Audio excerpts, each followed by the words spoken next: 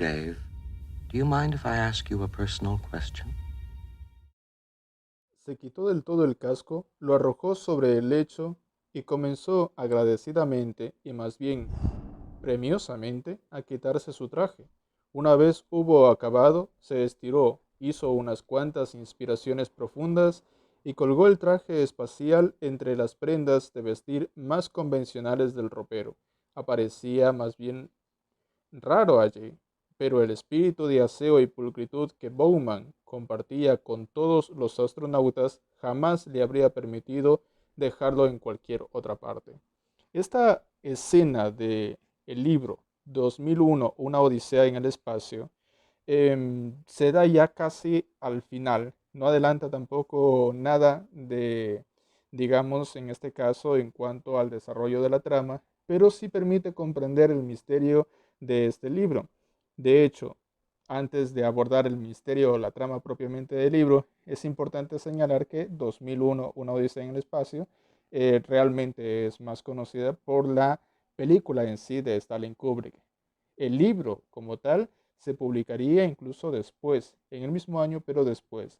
En el caso, por ejemplo, de 2001, Una Odisea en el Espacio, de Stanley Kubrick, contó con la colaboración de Arthur Clarke, el autor del libro, para realizar el guión. Y en ese sentido, pues Arthur Clarke contó con la colaboración de Stanley Kubrick para escribir el libro. Aunque si bien, por ejemplo, al final en la publicación del libro, el único que aparece como autor, pues es el mismo Arthur Clarke.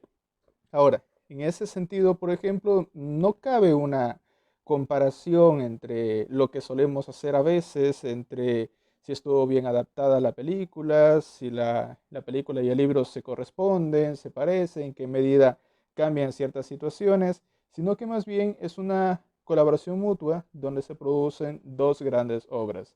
Está claro que 2001, Una Odisea en el Espacio, vista desde el cine, por Stanley Kubrick, pues es un gran referente del cine, incursiona en novedosas técnicas para la época, recordemos que es 1968, pero en el libro, en este caso, o en el fundamento de las ideas, pues tiene otros matices. Veamos en sí la obra, básicamente, que no se diferencia mucho de la película, pero sí ayuda a comprender algunos aspectos interesantes.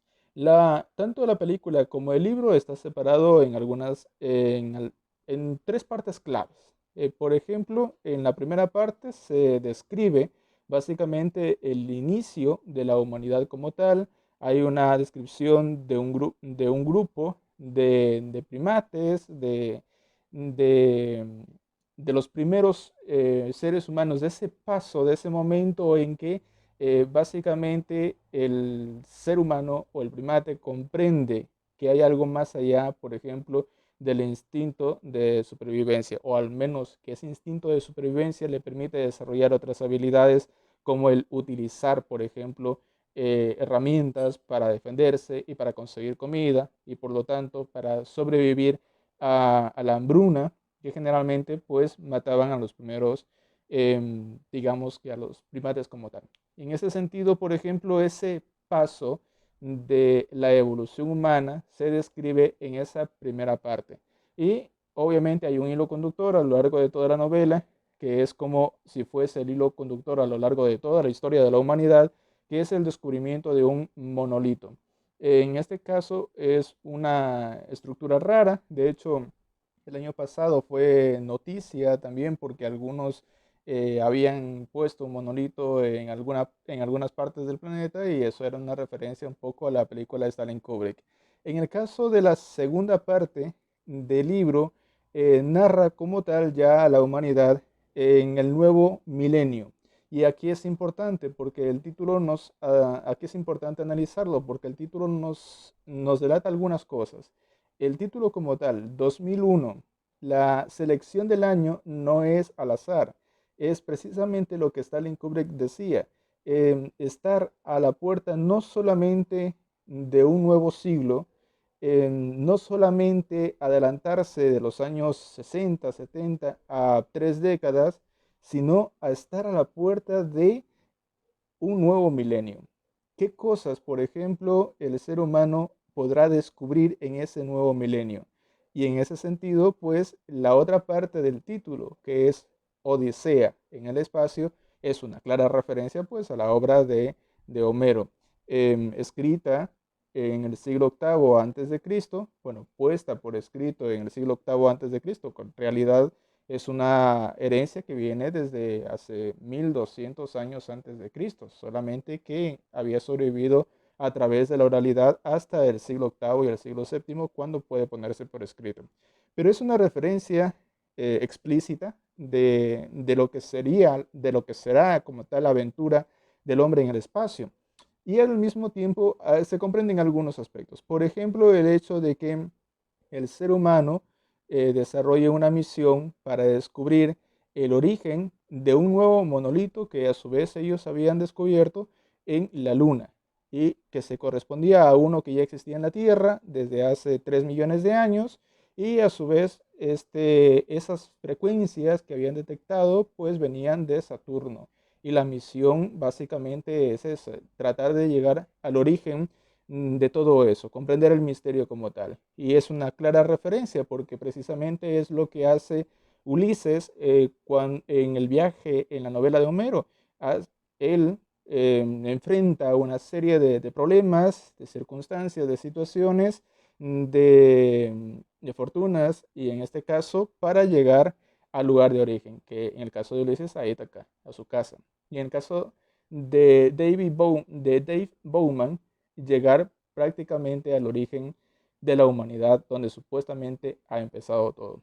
Y en ese sentido, por ejemplo, 2001, una odisea en el espacio, comprende algunos aspectos interesantes de lo que trata el libro. Ahora, sí es importante leer el libro para comprender la película, a pesar de que el libro se publicó después de la película. Sí es importante porque nos permite valorar mejor las escenas iniciales, valorar las secuencias, en este caso entender, por ejemplo, los silencios que se proyectan en la película, que están cargados de significado, y también comprender digamos, a mayor profundidad el villano de la historia, que es HAL 9000. HAL 9000 es un computador, y en ese sentido es un computador tan desarrollado que había logrado no solamente emular todas las capacidades y habilidades humanas,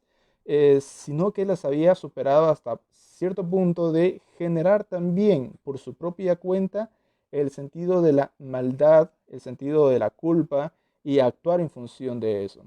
Ahora, en ese sentido, HAL 9000 sabe muy bien a lo que se enfrenta, sabe muy bien, en este caso, a lo que se expone, entra en pánico y termina cometiendo una serie de crímenes.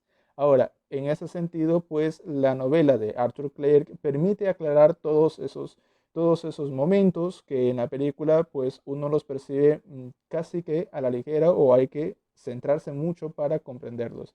En el sentido, por ejemplo, digamos, de toda esa odisea que pasa no solamente Dave Bowman, sino su compañero Frank Paul, es el primer asesinado, y los otros en este caso vendrían a ser aquellos que estaban en hibernación. Dave Bowman puede finalmente derrotar a HAL 9000, que es el villano, pero tiene un problema porque HAL 9000 es el cerebro y el sistema nervioso de la nave donde él viaja. Y en ese sentido, pues continúa con la misión, en este caso, que la idea es llegar a Saturno y poder explorar el origen precisamente de todo ese gran misterio, y probablemente el origen de la humanidad en sí. Ahora, hay una serie de situaciones raras que sí se describen en la película con gran detalle. Obviamente en el libro también hay una descripción en este caso, que es cuando Dave Bowman empieza a llegar a Saturno y empiezan a ocurrir situaciones que parecen sacadas de alguna alucinación. Obviamente el tiempo a él le parece que corre, por ejemplo, demasiado lento en comparación con las situaciones como se van desarrollando, con la forma en cómo él siente que va cayendo por ciertos espacios, por ejemplo, por ciertos, digamos, parajes. Entonces, y finalmente pues llega un momento en que él tiene una especie de, él dice, de visión, donde se encuentra en una habitación muy parecida a cualquier habitación de hotel de lujo de los Estados Unidos de la época, e incluso un poco descontextualizado precisamente porque él dice, ya la gente en el libro dice, por ejemplo, hace 3 décadas que no utiliza esta ropa. Entonces, quien pretende o lo que esté detrás y pretende generarme esa idea para tranquilizarme, en realidad pues no lo ha hecho tan mal, aunque sí está descontextualizado. En ese sentido, por ejemplo, se va desarrollando ya la última parte de la historia, 2001, una odisea en el espacio, y bueno, si quieres conocer cómo termina, pues tendrás que leer el libro.